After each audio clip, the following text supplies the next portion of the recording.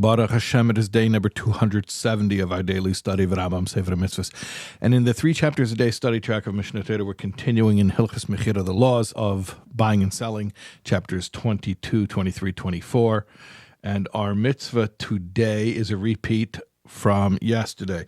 Negative Commandment 253 is the prohibition against cheating a ger tzedek, a righteous convert to Judaism, in business. We mentioned that the concept is called a nos mamein, aggrieving somebody in monetary matters, and there's an additional prohibition against doing this to a convert. I mentioned yesterday the thinking is why is the convert singled out here for extra protection under the law? I mentioned in passing the idea is that a convert is coming from another community, another background, and so they're more vulnerable. I'll sort of fill that in and explain that a little bit more.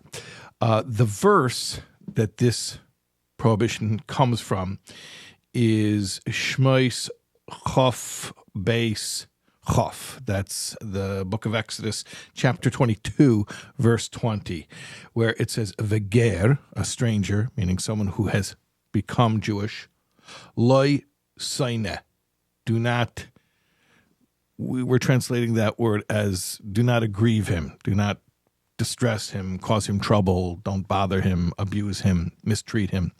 And as we explained, that means in monetary matters. Okay.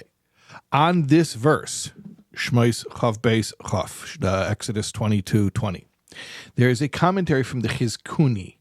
Who is the Chizkuni? The Chizkuni is a French rabbi, a medieval commentary on the Torah. He's after Rashi, and in fact, sometimes he refers to Rashi's commentary, about a century or two after Rashi. And on this verse, he explains something very interesting.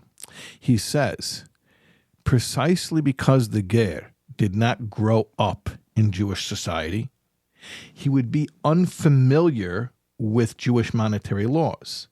And because he's unfamiliar with Jewish monetary laws, meaning he grew up under a different set of laws, it would be easy to get the better of him in a business deal. And that's why we have a specific prohibition against mistreating him in business. It's an interesting explanation that just sort of fills in the reasoning behind it a little bit more. Ultimately, as I've mentioned before, mitzvahs are mitzvahs not because they make sense, but because they are the will of Hashem.